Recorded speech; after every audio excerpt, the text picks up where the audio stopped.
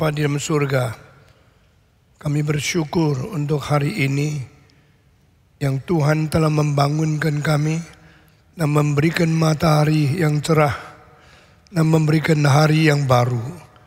Kami berdoa kiranya dengan firman Tuhan yang dikabarkan, kami diperkuat, kami disadarkan, dan kami diberikan tumbuhan iman sehingga kami boleh lebih dekat dengan Tuhan, lebih mengerti isi hati Tuhan, dan lebih mempunyai kekuatan menjalankan firman Tuhan.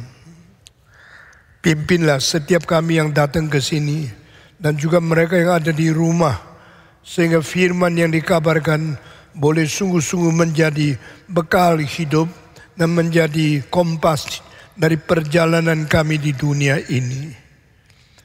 Berkati hamba-Mu yang hina ini, penuhi dia dengan Roh-Mu yang kudus, dan berkata-katalah kepada kami di dalam hati kami masing-masing. Kami serahkan kebaktian ini dari awal sampai akhir ke dalam tangan Tuhan. Pimpin kami dan berkati kami semua. Dalam nama Yesus Kristus, penebus dan juru selamat kami yang hidup, kami sudah berdoa. Amin. Mari kita membaca bersama-sama dari Injil Matius pasal yang ke-7. Injil Matius pasal yang ke-7. Kita membaca dari beberapa ayat. Injil Matius pasal yang ke-7. Kita membaca dari ayat 3. Mengapakah engkau melihat selumbar di mata saudaramu, sedangkan balok di dalam matamu tidak engkau ketahui? Bagaimanakah engkau dapat berkata kepada saudaramu, biar aku mengeluarkan selumbar itu dari matamu, padahal ada balok di dalam matamu?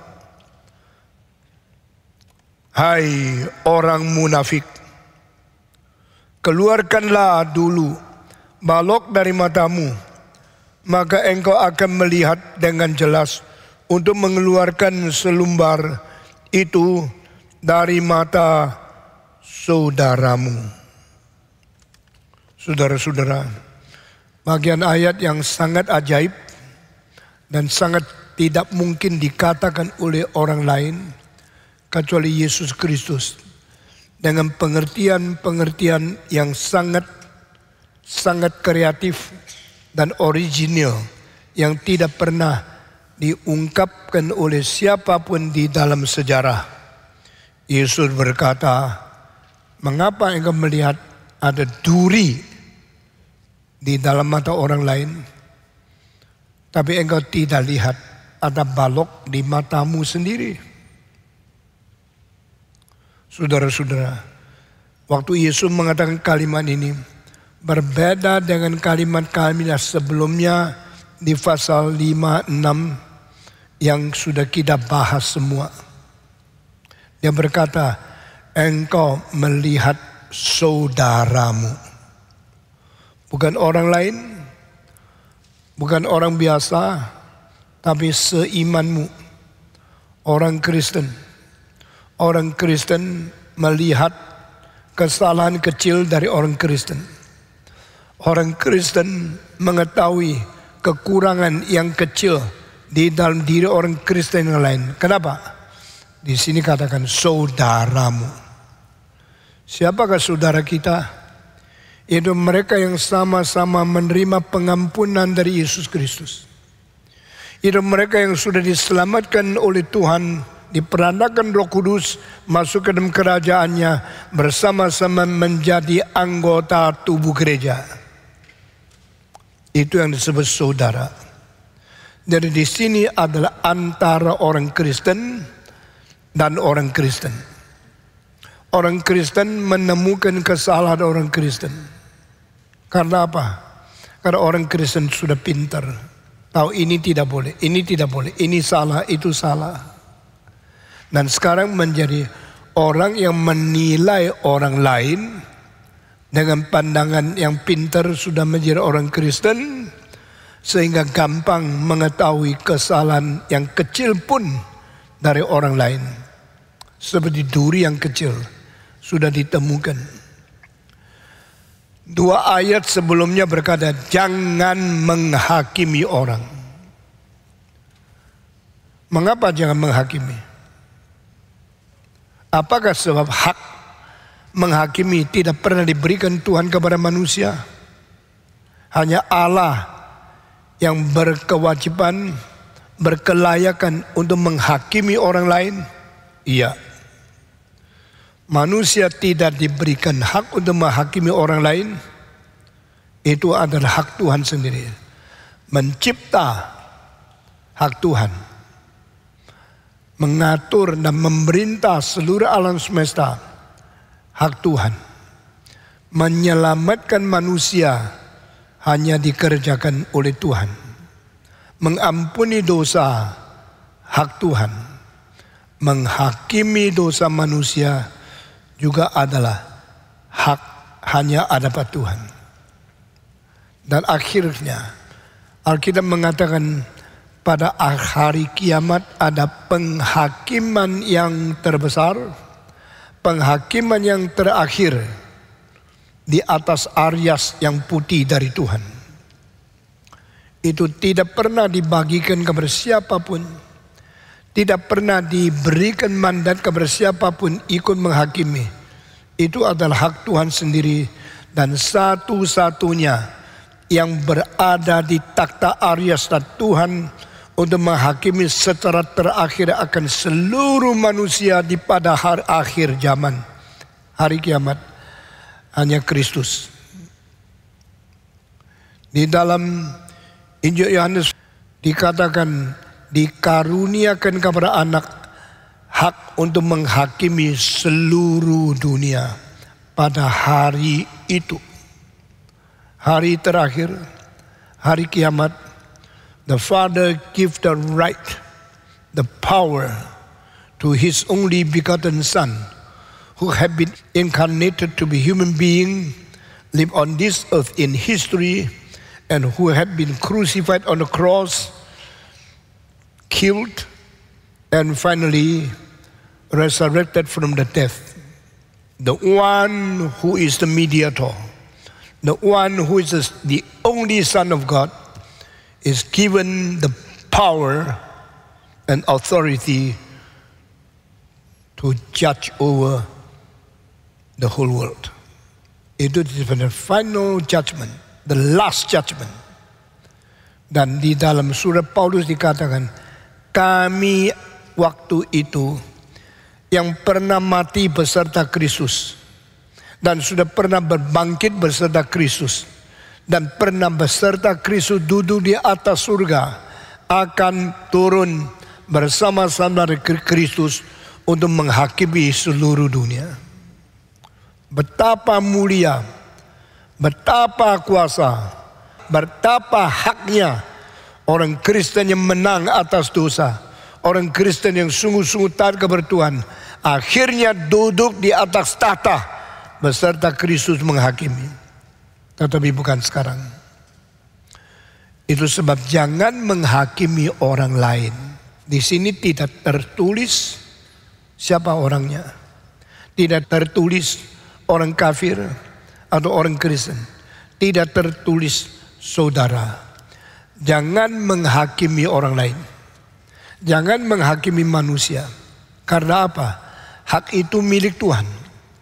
Tetapi menilai, mengkritik, mengetahui perbedaan, ada orang baik, ada orang jahat, harus kita miliki. Guru memberikan angka tidak lulus kepada murid, itu bukan menghakimi. Itu memberikan nilai di dalam memberitahu dan mengesahkan derajat hasil belajarannya sampai di mana. Kita mengetahui orang ini lebih jujur daripada orang itu. Kita bukan menghakimi, Karena kita harus mempunyai pengertian, bijaksana membedakan.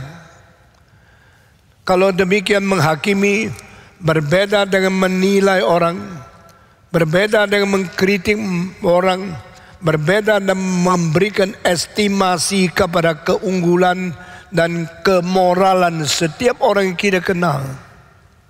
Penghakiman lebih menunjukkan sesuatu fitnahan yang tidak berdasar. Penghakiman lebih menunjukkan kabar setur motivasi yang tidak baik, menjelek-jelekkan orang lain semau kita sendiri. Itu tidak diizinkan. You have no right to judge over others. Kamu tidak berhak memberikan penghakiman kepada orang lain, apalagi kalau engkau belum mengerti, tidak tahu sesungguhnya, dan engkau kurang mempelajari, langsung memberikan tuduhan, menjatuhkan orang lain dengan penilaian yang bermotivasi tidak baik, dengan penghakiman, dengan kekurangan pengertian. Itu akan menimbulkan huru-hara dan akan menjadikan kelukaan serta kerugian yang besar untuk martabat orang lain. Jangan menghakimi. Barang siapa yang menghakimi, dia akan dihakimi. Demikian firman Tuhan di pasal ke-7 ayat pertama dan ayat kedua. Disambung dengan ayat ke-3, 4 dan seterusnya. Jangan engkau mencela orang lain, mengkritik orang lain, dan langsung mau mengkoreksi orang lain. Di dalam matamu ada selumbar, ada duri, saya ingin mencabutnya.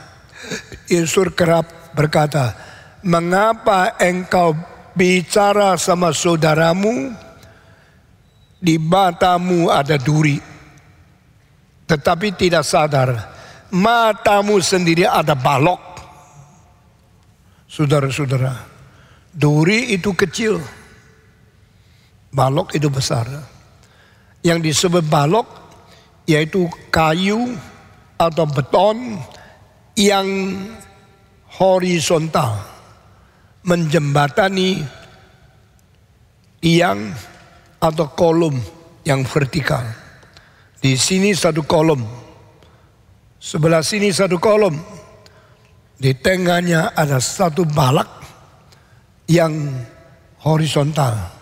Ini penting sekali, karena balak ini menunjang beratnya daripada bangunan di atas yang menindas ke bawah. Ini balak pasti sangat besar, sangat berat, dan sangat penting.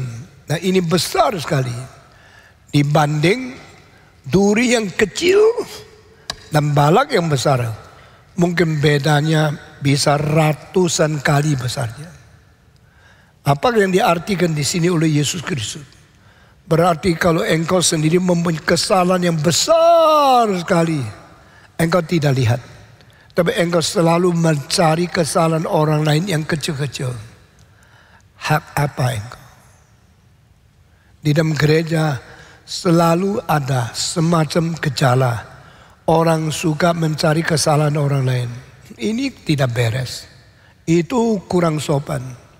Ini kurang cinta Tuhan. Ini selalu berkesalahan kecil. Lalu engkau selalu menilai, selalu mencari kesalahan orang lain. Bahkan yang kecil-kecil engkau kemukakan, engkau umumkan kabar umum. Saudara, saya bisa mencabut durimu di mata. Orang ini orang pintar. Orang bisa menemukan kesalahan, itu orang pintar. Kalau tidak pintar, tidak tahu salahnya apa. Saudara-saudara, di sini kita melihat orang kalau sudah benci sama satu orang, apa yang dikerjakan, berapa baik, berapa besar, berapa benar, tidak peduli. Pokoknya cari salahnya. Kalau manusia mencari salah orang lain, itu semua pintar sekali. Tapi kalau mau mengapresiasi keunggulan, keberhasilan orang, semua tutup mata. Saudara-saudara, mau mencari kesalahan orang lain gampang. menghargai keunggulan orang lain tidak gampang. Apalagi orang lain baik melampaui engkau, engkau mulai menjadi iri, menjadi jengkel, menjadi benci kepada dia.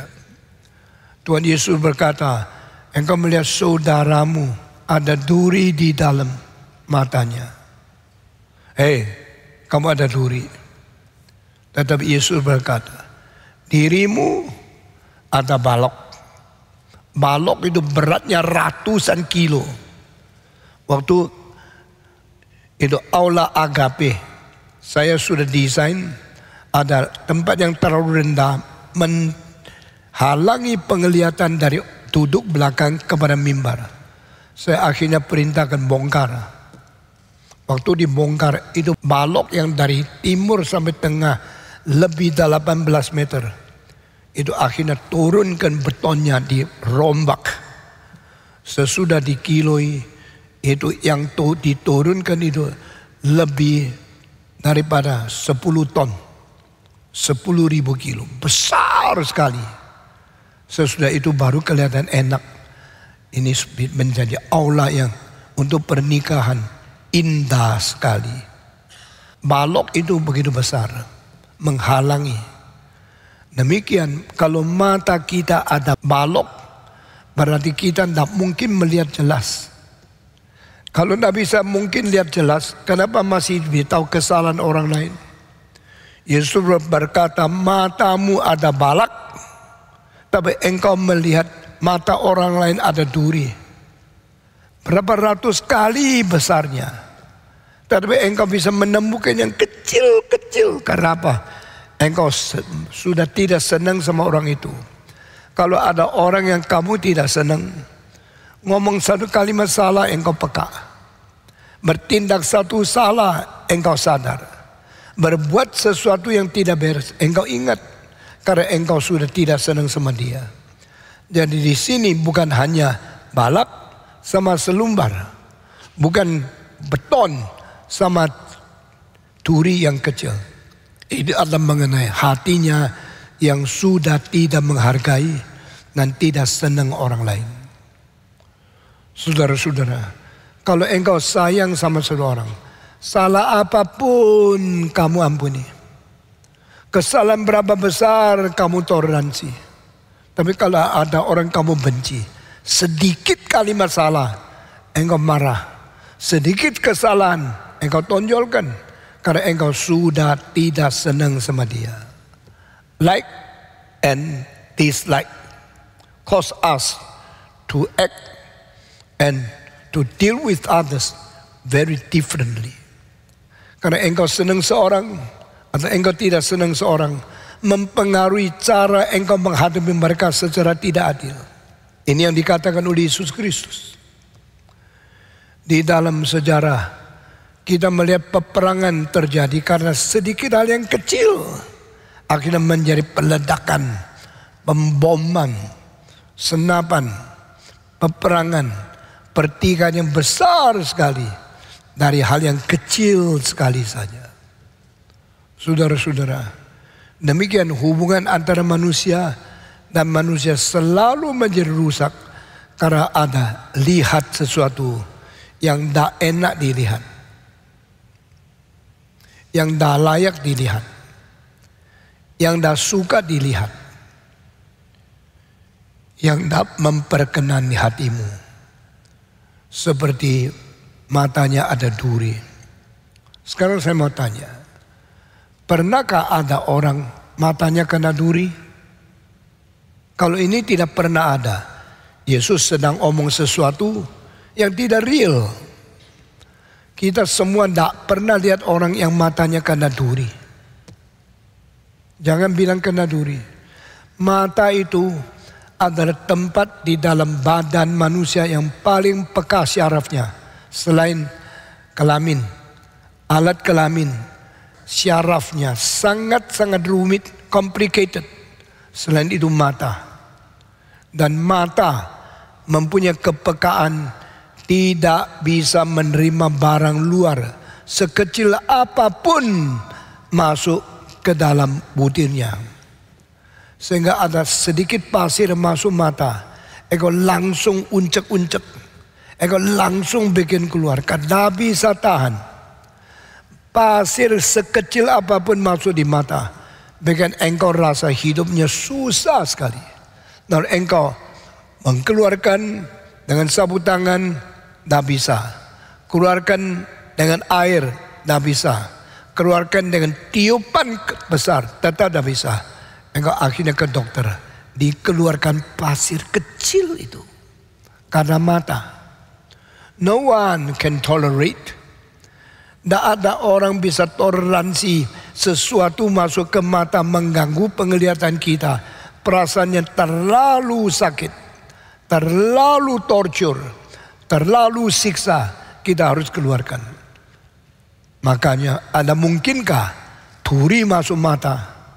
Kalau ikan tulangnya masuk tenggorokan kita sudah tidak bisa tahan. Apakah adakah itu seperti tulang ikan masuk ke mata? Orang itu tidak sadar, perlu engkau kasih tahu. Engkau ada duri. Ini seperti tidak mungkin. Hampir tidak pernah ada orang yang matanya kena duri, lalu perlu diketahui oleh orang lain, lalu memberitahu kepada dia, saudara, matamu ada duri. Tetapi ini kalimat keluar dari mulut Tuhan Yesus. Berarti setiap orang suka mencari kesalahan orang lain. Cari-cari, kecil-kecil pun dibongkar. Supaya nama orang lain rusak. Supaya nama orang lain harus dikoreksi oleh kamu. Seolah-olah kamulah paling suci. Kamulah paling baik. Tukang mengkoreksi. Tukang mengfitnah. Tukang membicara tentang dosa orang lain. Saudara-saudara sekalian, orang yang mencela orang lain tidak rasa kerugian apa-apa. Orang yang nama dirusak orang lain, sakitnya bukan main. Orang yang mengatakan salahmu, ini tidak boleh, itu tidak boleh. Seperti hakim yang sangat bebas. Tetapi orang yang dihakimi, sedihnya, susahnya tidak karu-karuan. Tetapi kita tidak memperhatikan keseimbangan dan perasaan perbandingan. Kita cuma rasa aku mempunyai kebebasan, aku boleh mencela engkau. Maka kita bicara tentang duri-duri yang kecil yang berada di mata orang lain. Saudara-saudara, kamu lihat mata dia, ketemu duri? Saya mau tanya, kenapa kita lihat orang mulai dari lihat mata? Sekarang saudara lihat saya, bukan lihat tangan saya, bukan lihat rambut saya, melihat mata saya. Karena waktu saling melihat, mata menjadi objek. Kenapa? Why? Eyes become the object of our seeing. Waktu engkau melihat seseorang, pasti engkau lihat matanya. Karena mata adalah satu-satunya tempat di seluruh badan kita yang berfungsi merefleksikan cahaya. Di sini ada lampu, kamu bisa lihat di dalam mata ada tandanya bayang-bayang lampu. Melewat tangan merefleksikan secara rata.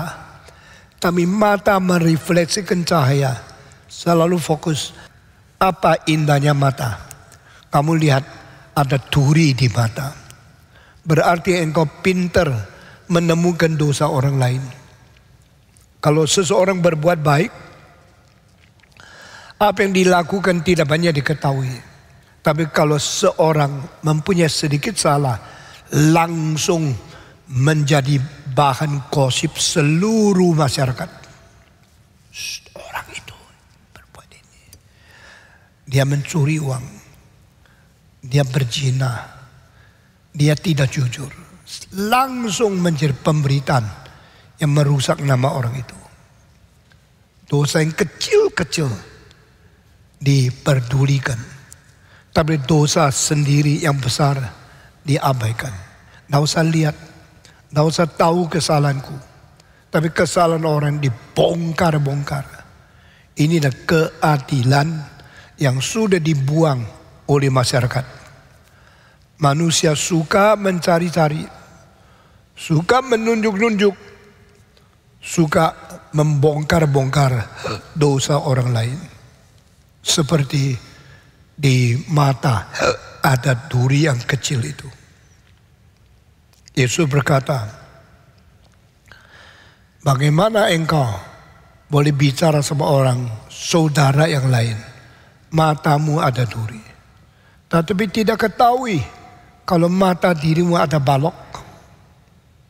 Setelah kalimat ini, Yesus katakan ditambah dengan satu kalimat. Hei orang munafik, buanglah balokmu di matamu, baru engkau peduli duri di mata orang lain. Berarti orang yang selalu mencari kesalahan orang lain banyak hidup di dalam pura-pura, hidup di dalam munafik. Yesus berkata, if you yourself a hypocrite, engkau tidak jujur, engkau pura-pura, lalu engkau membereskan orang lain, itu tidak benar. Saudara-saudara, begitu banyak orang sudah membiasakan tidak pernah mencari kesalahan sendiri, tidak pernah mengaku kekurangan sendiri. Pokoknya saben hari mencari kesalahan orang lain. Sebagai pengurus sini, pengurus situ, seksi sibuk, dah henti-henti menemukan kesalahan orang lain. Di gereja juga ada orang seperti begini. Kalau orang lain salah, dia pakai speaker beritahu karena semua ini salah, itu salah. Tidak perlu kasih uang. Dia menjadi satu advertisement yang tidak usah dibayar. Karena dia suka membongkar kesalahan orang lain. Tetapi hidupnya sendiri tidak beres. Maka Yesus mengatakan dua istilah yang menarik perhatian. Antara saudara, kedua ada munafik. Engkau bicara sama saudaramu, itu saudara loh. Itu ada seiman, seperjuang. Orang yang sama-sama menerima keselamatan dari Tuhan. Orang menerima pengampunan bersama-sama dari Tuhan. Engkau tidak lebih baik dari dia. Tetapi engkau sudah menerima keselamatan. Sudah mengalami pengampunan. Engkau rasa diri lebih baik. Engkau rasa diri lebih benar. Lalu engkau mencoreng orang lain. Yesus mengatakan orang seperti ini ada orang munafik. Berarti tidak jujur, berarti menganggap diri lebih benar, lalu menjadi penghakim untuk orang lain. Berbuat dosa seperti ayat pertama dan kedua. Janganlah engkau menghakimi orang lain. Sehingga jangan-jangan engkau sendiri akan dihakimi oleh orang lain. Bagaimana engkau hati besar, toleransi. Bagaimana mengampuni kesalahan orang lain. Demikian Tuhan akan memberikan hati besar menghadapi kamu. Memberikan toleransi tentang kesalahanmu. Ini ajaran Tuhan yang begitu ketat adanya. Tapi saudara-saudara, berapa banyak orang kalau Tuhan ampuni dia anggap itu benar. Dia ampuni orang lain tidak boleh. Kalau dia menerima pengampunan Tuhan, berapa banyak dia rasa itu lumrah. Tapi orang dapat sedikit dari pengampunan dia tidak kasih. Pelit. Kita terlalu stingy. Kita sangat pelit untuk orang lain. Kita sendiri doa minta anugerah Tuhan, pengampunan Tuhan. Segala keselamatan sebesarnya berikan kepada aku. Dosaku besar, Tuhan ampuni. Tapi dosa orang lain kecil, engkau tidak bisa terima. Engkau menghakimi, engkau menghukum, engkau mengkritik, engkau mensiarkan, engkau membongkar kesalahan orang lain. Saudara-saudara, berbahagialah orang yang belajar dari Tuhan. Alkitab berkata, jikalau engkau mengampuni orang lain, maka engkau berhak datang kepada Tuhan, minta Tuhan mengampuni engkau. Itulah ajaran yang kita terima daripada doa Bapa kami. Ampunilah kiranya segala dosaku. seperti aku sudah mengampuni orang yang bersalah kepadaku. Jadi Tuhan, saya jalankan dulu, engkau belajar dari saya. Engkau mengampuni saya seperti saya mengampuni orang lain. Kurang ajar ya. Suruh Tuhan belajar dari kita. Tuhan mengikuti teladan kita. Setelah kita mengampuni, baru Tuhan mengampuni kita. Ini bukan terbalik. Sebenarnya adalah Tuhan mengampuni kita, baru kita belajar bagaimana mengampuni orang lain. Tapi itu mengenai keselamatan. Mengenai hidup rohani, persis terbalik.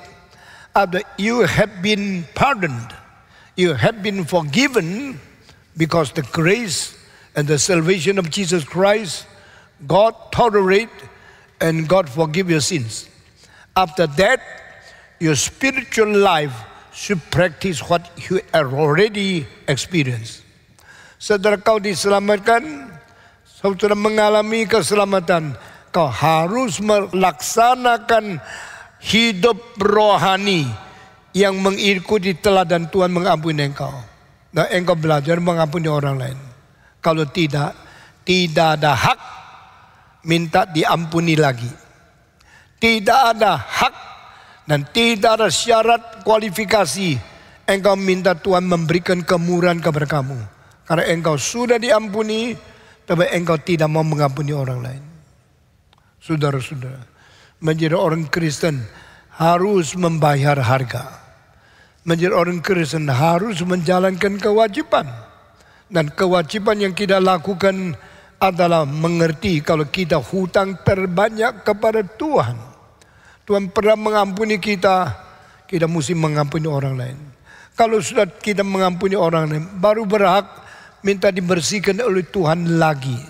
Karena setelah kita diselamatkan, ternyata kita tidak mungkin menjalankan kesucian kebenaran yang tidak lagi berdosa lagi. Dalam Alkitab di dalam 1 Yohanes pasal kedua dikatakan, jikalau di antara kamu ada orang berdosa, berarti kamu sudah Kristen. Antara kamu, antara orang believer, antara orang yang sudah diampuni Tuhan, kalau orang berdosa di hadapan Allah, kita mempunyai seorang pengantara. Berarti continuously, unceasingly, always happen again. So forgiveness of God on you that you have been forgiven before. Dulu engkau pernah diampuni. Engkau sudah mendapatkan keselamatan dari Yesus Kristus. Engkau sudah diselamatkan. Meskipun demikian engkau sudah Kristen, masih mungkin tidak sadar sering hidup salah di dalam dosa. Saya khusus memakai tidak sadar. Berarti jangan kita sengaja sadar-sadar berbuat dosa. Karena itu terlalu bahaya. Itu menimbulkan kemarahan Tuhan yang berikan hukuman yang berat kepada orang yang sengaja melakukan dosa secara kontinus. Sedangkan kalau kita bukan sadar, bukan sengaja berbuat dosa, maka Tuhan akan terus mengampuni dosa kita. Tetapi engkau harus mengampuni dosa orang lain dulu.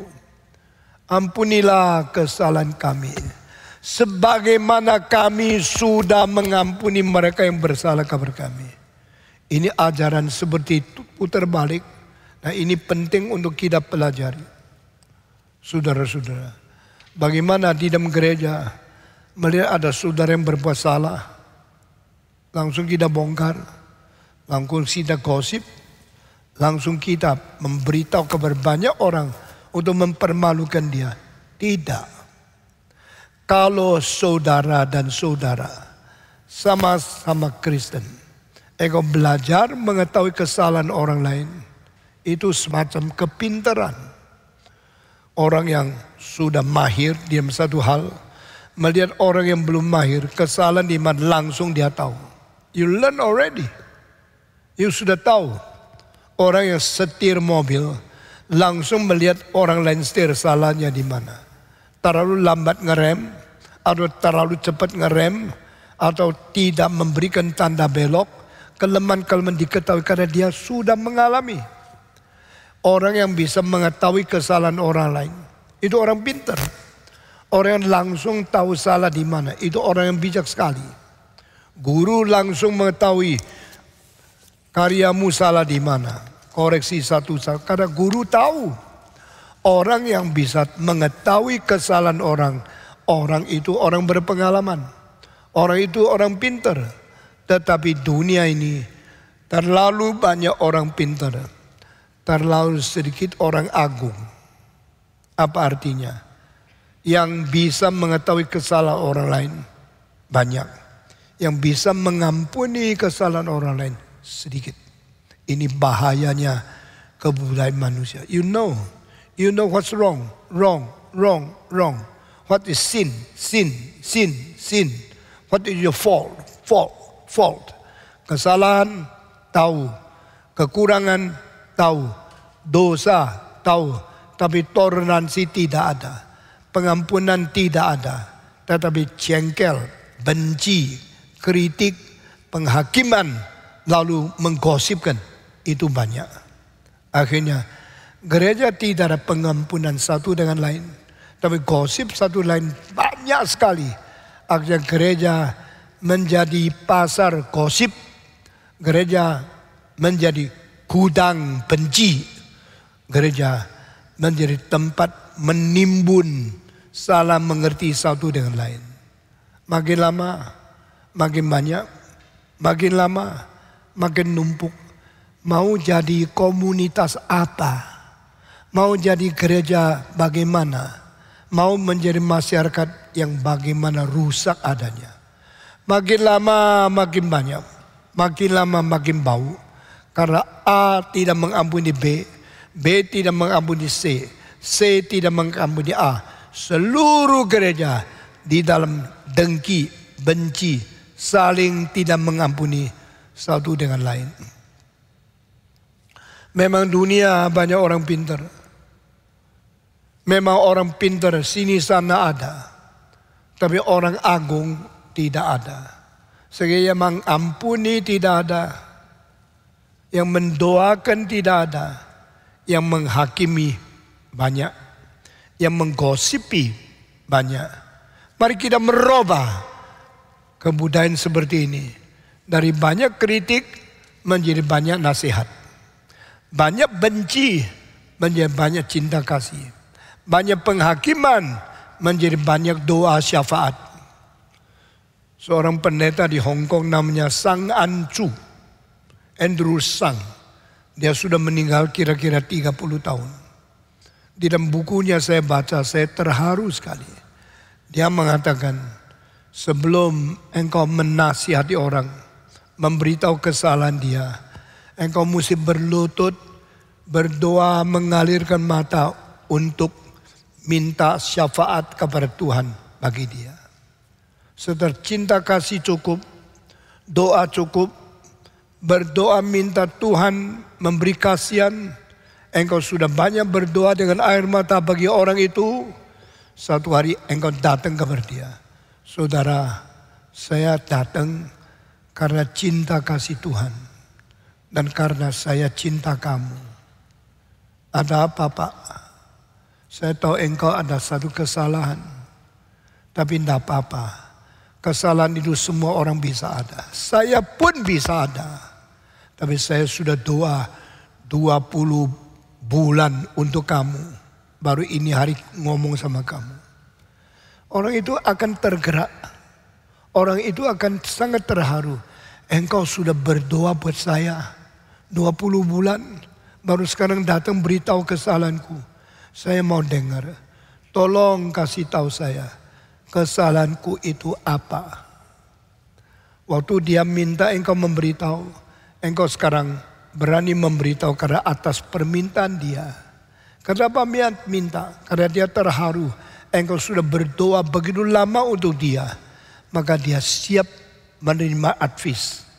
Dia siap mengetahui nasihat. Dia siap sadar dosa di mana. Engkau yang sudah berbulan-bulan berdoa, air mata mendoakan dia. Cinta begitu dalam kepada dia. Baru engkau datang kepada dia. Dia sudah buka hati menerima. Saudara, ada satu duri kecil di matamu. Bolehkah saya bantu mencabut? Oh silakan, saya sendiri rasa itu sakit sekali. Dia siap menerima.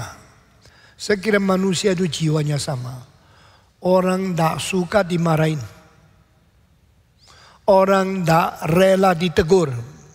Termasuk anakmu sendiri. Ini salah. Mau apa? Tapi kalau bilang papa sangat sedih melihat kau dikalahkan oleh satu kesalahan. Padahal papa waktu kecil sama seperti engkau banyak salah di hal ini. Oh papa, engkau mengerti, saya bukan sengaja kok. Saya lemah. Anak, papa tahu engkau lemah. Papa dulu juga begini. Engkau gendong dia, engkau lus dia. Engkau memberitahu kepada dia. Mari kita sama-sama belajar. Bagaimana keluar dari kesalahan seperti ini. Dia pasti terima dengan baik. Saudara-saudara, yang kau katakan benar. Tapi yang kau katakan harus ada kejujuran. Ditambah dengan cinta kasih. Paulus berkata sebagai orang Kristen, semua orang Kristen. Antara saudara-saudara. Harus dengan cinta kasih berbicara kejujuran. Seorang datang kepada pendeta, orang itu berzina. Saya tahu, saya ketemu. Dia pergi cewek itu. Rumahnya di mana kita sudah temukan. Betulkah? Betul, Pak. Saya berani janji. Saya berani saksi. Dia salah. Dia sudah berdosa. Dia melakukan ini. Sudah ngomong semua. Pendeta tua mengatakan. Engkau mengatakan engkau berani buktikan itu tidak ada bohong. Tidak ada fitnah. Tidak ada salah. Tidak. Saya betul-betul tahu. Orang ini berzina. Ini. Pendeta tambah satu kalimat. Apakah kau sekarang bicara tentang dosa dia dengan penuh cinta kasih? Maaf ya, dengan jengkel bukan dengan cinta kasih. Saya membicarakan kesalahannya dengan jengkel. Dengan tidak setuju, dengan benci dia. Maka sekarang pendeta bilang, kalau bisa memberitakan hal yang benar dengan motivasi cinta kasih, engkau lebih agung dan engkau lebih gampang berhasil menasihati dia. Baru dia sadar. Saudara-saudara, di dalam dunia banyak hal yang memang benar, yang dikatakan tidak salah, tapi dikatakan dengan kurang cinta kasih, penuh kebencian, sehingga makin kacau balau, makin tidak ada kebajikan atau faedah dan keberhasilan yang positif bisa kita capai. Saudara-saudara, semua kelemahan itu ada. Semua orang ada kesalahan. Tapi semua orang susah meninggalkan kesalahan. Apalagi kalau dia sudah dibenci, digosipi, dia makin jengkel, makin sulit keluar dari kesalahan. Itu sebab kalau engkau mau berhasil, engkau harus belajar. Anak kecil sakit, engkau suntik, dia tidak mau, engkau paksa. Dia mulai hari itu benci dokter. Dokter baik enggak? Baik. Obat menyembuhkan. Tetapi dia kalau sudah benci dokter, suntik ditolak, obat tidak dimakan, dia lebih baik mati. Dia tidak mau disembuhkan. Karena apa? Karena dia tidak bisa terima sakitnya. Itu sebab di dalam kedokteran mau bikin gigi disuntik harus kasih semacam obat. Bikin dia dibius, tidak rasa sakit. Kalau diinjeksi kecil obat bius sudah kebal, baru disuntik dengan kesakitan yang sulit ditanggung. Dia sudah diterima, baru gigi dicabut. Saya baru cabut gigi besar di belakang. 8 bulan lalu sudah goyang. Lalu dokter gigi yang muda bilang, Saya tidak berani cabut. Karena ini sangat besar kalau dicabut bisa berdarah terlalu banyak. Apalagi Pak Tong sudah ada sakit diabetes. Lalu engkau memakai obat untuk pencairkan darah. Kalau saya cabut ngalirnya berhenti. Bahaya sekali. Dia tunggu sampai 8 bulan dokter seniornya pulang dari luar negeri. Baru saya dicabut 3 hari yang lalu. Saudara-saudara. Lalu ini memberikan inspirasi kepada kita. Jangan kasih injeksi yang sakit dulu. Kasih injeksi membius itu dulu. Kesalahan orang lain juga begini. Engkau doakan dia dengan air mata. Engkau cinta kasih kepada dia. Baru memberi nasihat. Dia bisa gampang terima.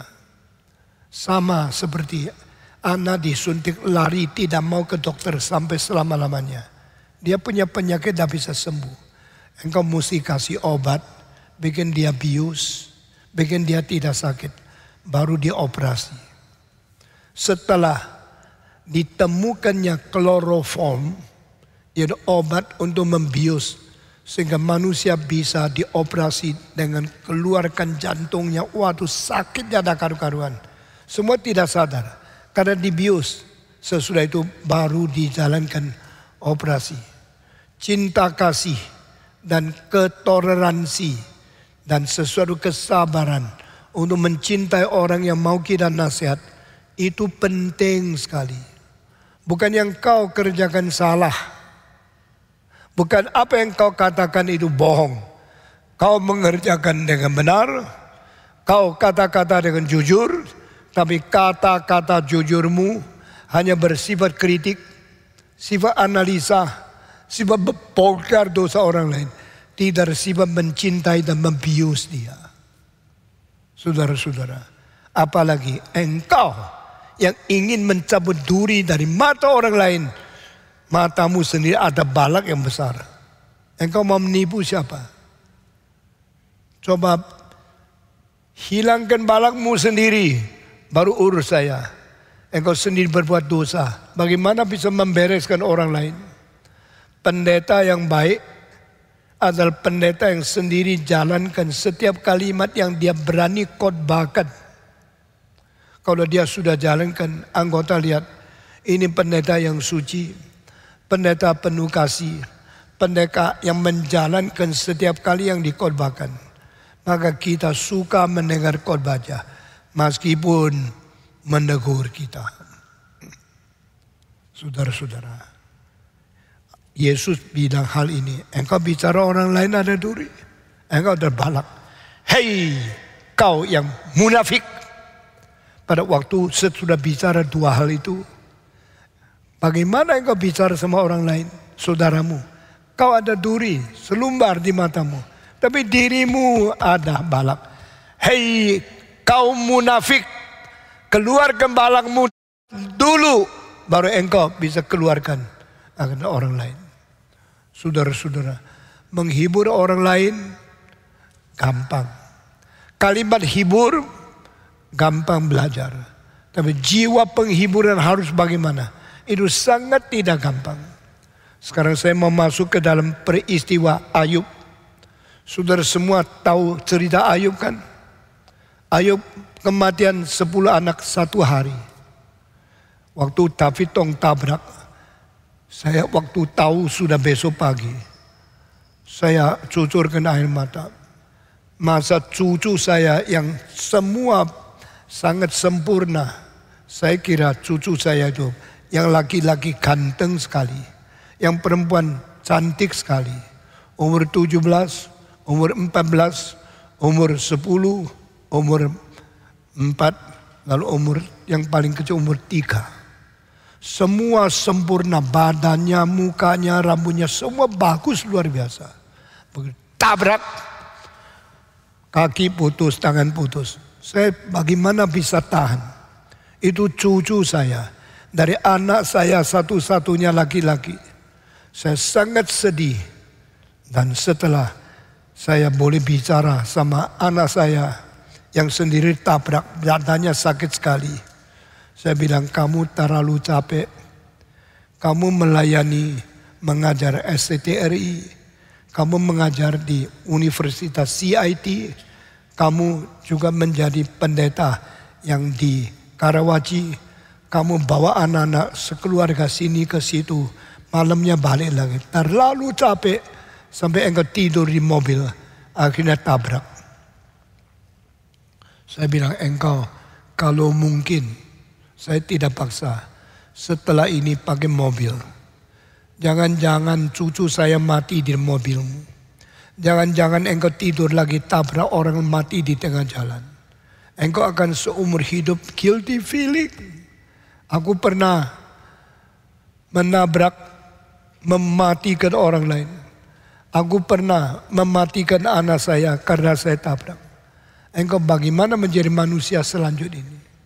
Saya sendiri kecelakaan 10 kali di dalam hidup saya. Karena dulu mobil saya jelek, saya masih miskin. Saya pakai sepeda motor, 3 kali terbuang, gegar otak sampai 9 bulan, pusing-pusing dan seluruh dunia goyang-goyang. Sampai sekarang masih bisa khotbah, otak masih bisa ingat semua anugerah Tuhan. Dan anak saya 4 tidak ada satu yang mati karena saya setir mobil tabrak. Sekarang saya pikir kembali, waktu saya pindah dari Malang ke Jakarta. Setiap kali ratusan buku bawa di mobil. Saya tidak ada uang untuk kirim buku. Saya harus bawa sendiri. Lalu seorang bantu saya yang sekeluarga. Malang, Jakarta. Jakarta, Malang. Malang, Jakarta. Jakarta, Malang. Sampai ribuan buku, tempat tidur. Semua yang saya miliki dibawa dengan mobil sendiri sampai di Jakarta. Berapa kali mau tabrak? Perjalanan 1 kali 22 jam. Dari Malang ke Jakarta 32 tahun yang lalu. Lalu pulang pergi. Hampir tabrak. Kadang-kadang sampai di tengah jalan di pegunungan di Jawa Tengah. Akinya mati. Lampunya tidak ada. Setirnya bahaya sekali. Pernah kita berhenti di tengah jalan dekat Pekalongan. Tunggu ada mobil lewat, saya stop. Adakah aki yang kelebihan boleh jual kepada saya? Kita tunggu sampai 1,5 jam. Akhirnya ada truk yang besar sekali. Berarti bilang saya ada aki kelebihan, boleh beli. Saya malam-malam jam 2 beli aki di tengah jalan.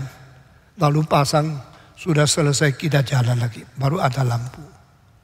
Banyak waktu sangat-sangat capek. Saya setir sudah tidak kuat. Akhirnya saya mungkin tabrak. Saya langsung sendiri minta pinggirkan jalan. Di tempat itu shoulders. Saya tidur 15 menit setir lagi. Saya bersyukur sampai hari ini tidak ada anak saya mati di dalam mobil saya karena saya tabrak. Sampai hari ini saya sendiri gegar otak 3 kali seumur hidup juga tidak mati. Masih bisa menjadi pendeta Anda. Masih bisa memimpin gereja ini dari tidak ada sampai gedung terbesar di seluruh Indonesia sebagai gereja. Ini semua anugerah Tuhan.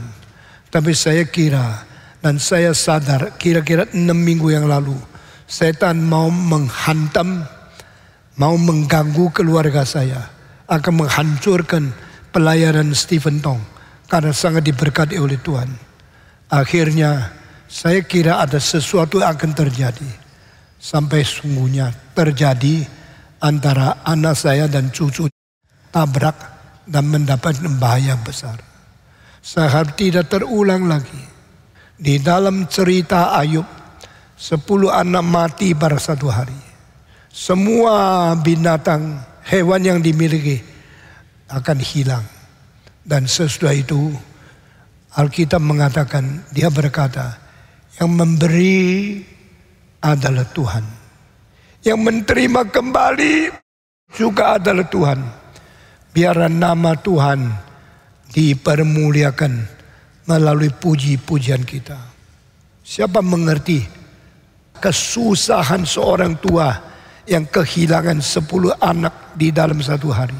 Siapa mengerti seorang istri yang sudah puluhan tahun sama dia mau meninggalkan dia karena mulutnya bau. Siapa mengerti kesendirian daripada dia? Maka dia duduk di sana, bukan saja kehilangan semua hartanya, anaknya, hewannya, semua yang dimiliki diambil habis. Setan berkata, bolehkah serahkan hambamu Ayub ke dalam tangan saya? Silakan. Tetapi engkau tidak boleh mengambil jiwanya. Saya bilang, oke. Dikasih penyakit bisul, seluruh badan, semua bisul yang sangat sakit. Maka dia mengkutuk, mengapa saya dilahirkan?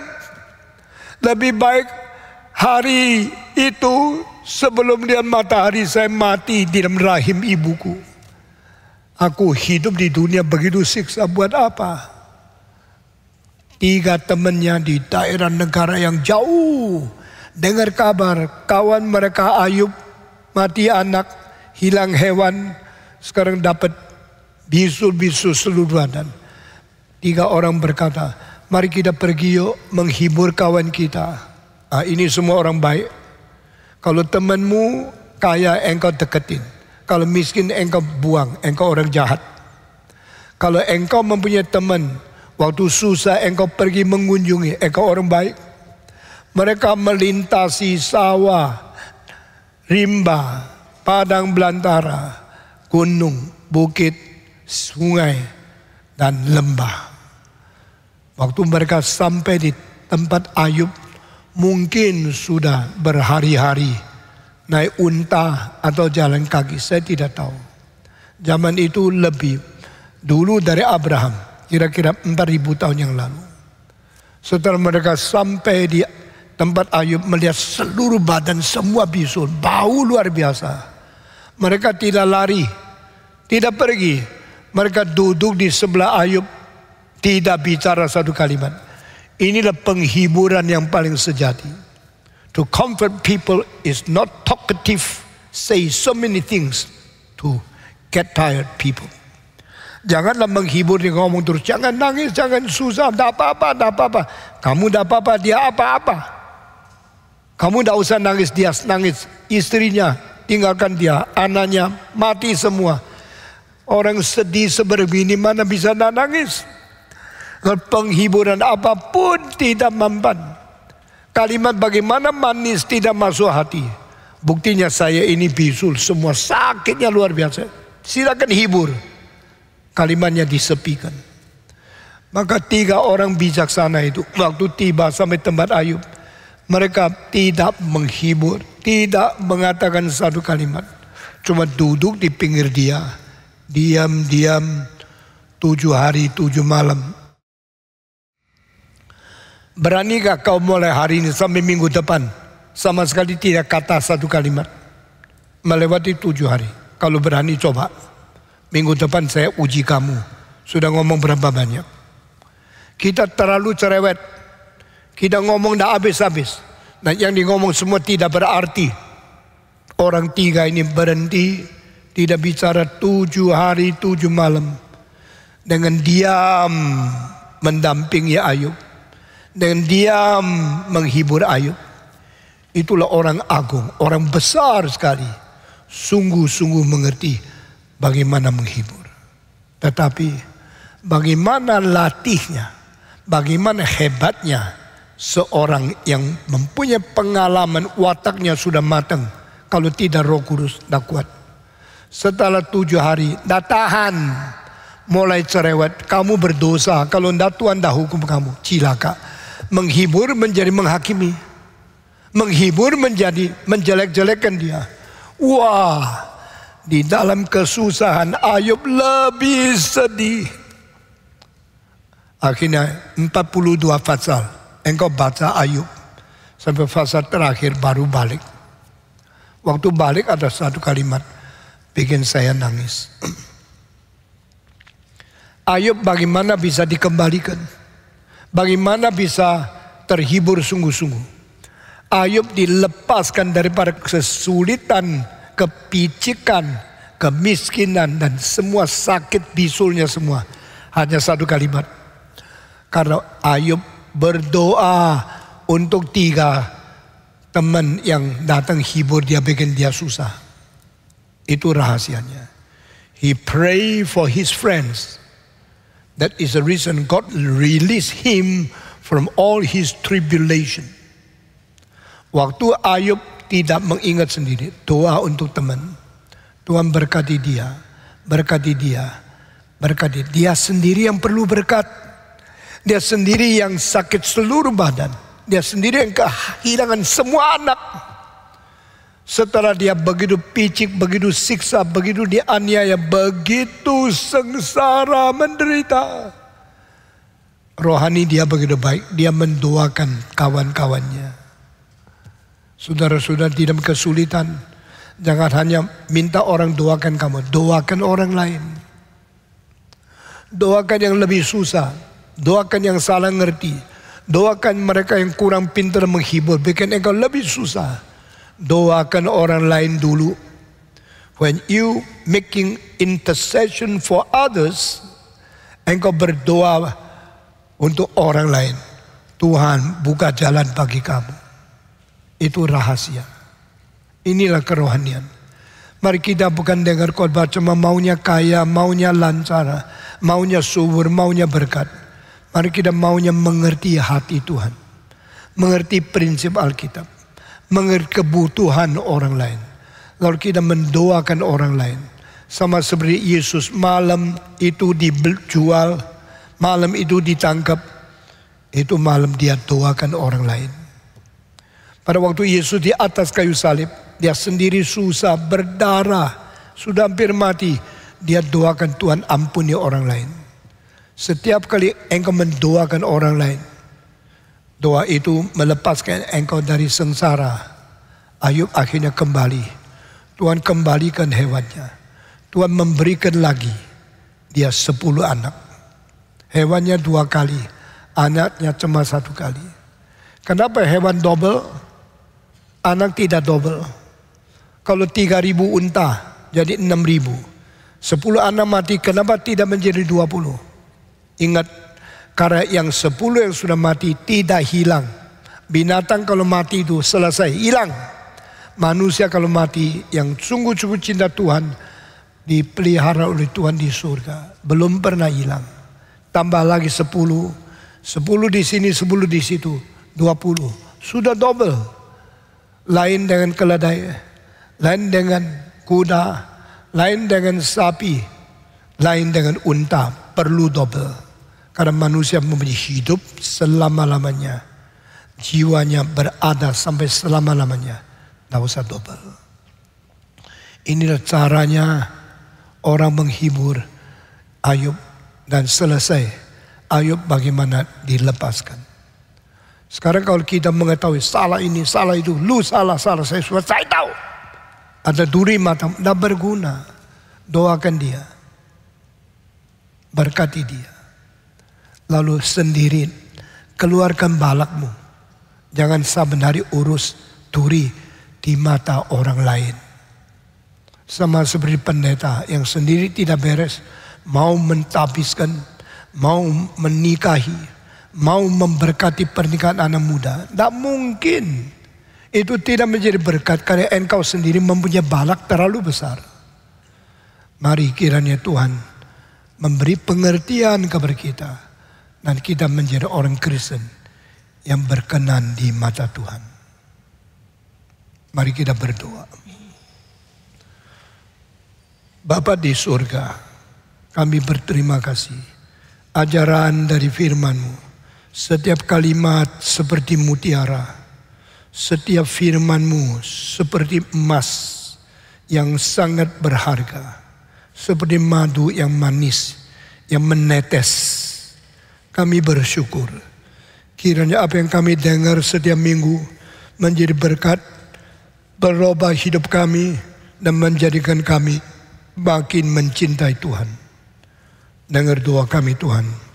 Kami serahkan perjalanan rohani kami di dalam tangan Tuhan. Kami juga serahkan keluarga kami masyarakat kami, gereja kami, dan negara yang kami cintai Indonesia di dalam tangan Tuhan. Berkati kami dalam nama Yesus Kristus, Juru Selamat yang hidup. Kami berdoa. Amin.